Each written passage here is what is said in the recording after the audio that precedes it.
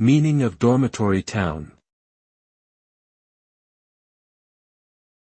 Dormitory town. Dormitory town. Dormitory town.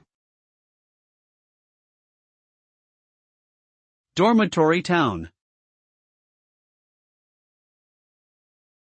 The term dormitory town refers to a residential area where a large number of people live but do not work, commuting to work in another area.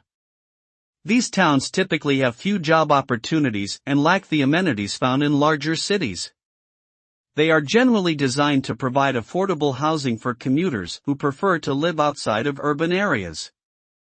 Residents of dormitory towns tend to live relatively isolated lives, with little sense of community or social engagement.